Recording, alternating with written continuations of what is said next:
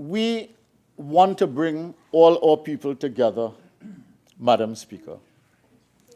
We want every community to benefit. We want every single citizen to progress. The People's Partnership was always strong on social infrastructure, on road and other infrastructure to support business and community development, and on environment and sustainability issues. And if you read this 2015 manifesto, you will see that progress and achievement was built around these kinds of projects. But what will we do that is different? The Honorable Leader of the Opposition gave the general population and this Parliament a taste. She talked about the fourth ICT and technology-based industrial revolution. She talked about the role of artificial intelligence. She talked about the circular economy to address recycling and environmental concerns. She talked about renewable industries, renewable energy, and an enlightened approach to agriculture for the contemporary times. She talked about the blue, green, and silver economy as part of the diversification and transformation process. I want to build on what the Leader of the Opposition presented, and in the process demonstrate how a little imagination and an integrated planning approach can make a huge difference to the country and to jobs. Because one of the things that this budget lacks is creativity and the imagination. There is nothing new or fresh or innovative in this budget. The accounting for growth and the expropriation of ownership of the benefits of Juniper, Angeline et al.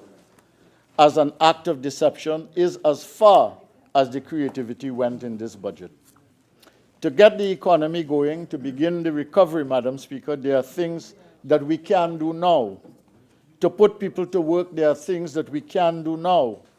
And these need not be sophisticated measures, just pragmatic actions carefully thought through in an integrated fashion.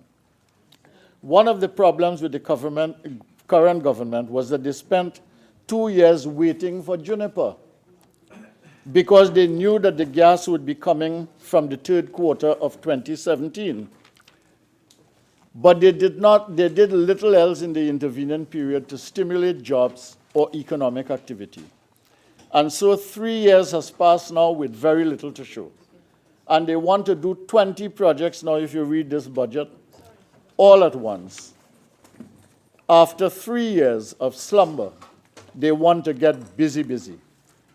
Here are some solution-oriented things that we will do immediately as a government. Yesterday it flooded in Port of Spain. Whenever it rains, it floods in Diego Martin. It floods in the Kwezi. It floods in Tunapuna. It floods down the highway as you go all over central Trinidad. Caparo in my constituency is brutalized every time there is a flood.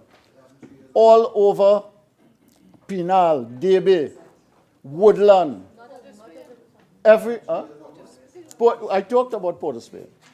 Port of Spain, the center of Port of Spain, Diego Martin, everywhere. So, and then there is an agricultural problem.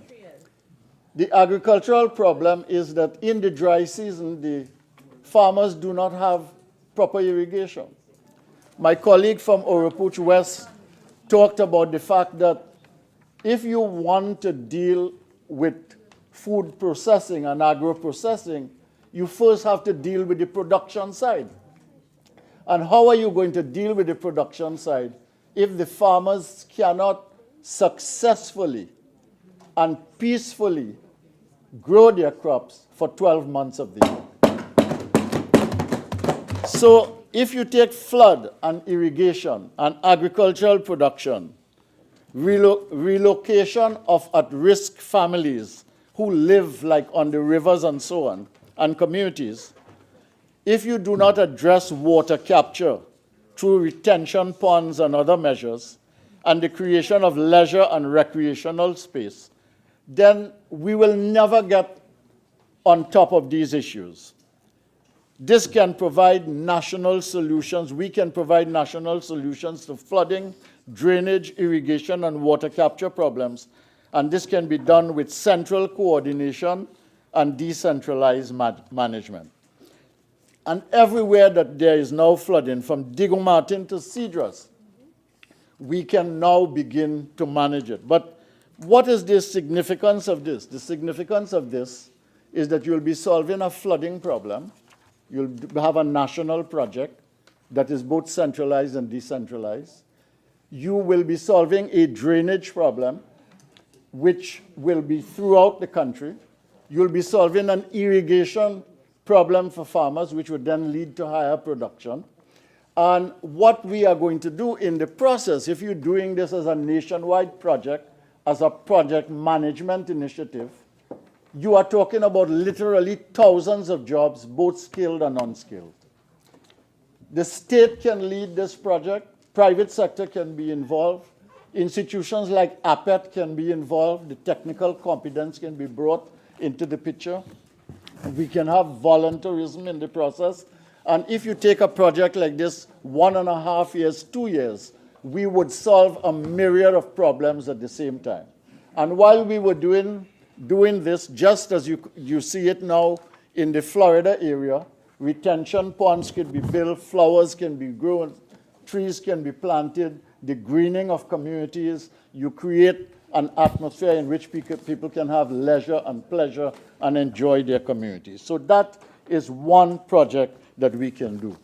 But at the end of the day, what we are talking about is jobs, jobs, jobs, and what we are talking about are solutions, solutions, solutions.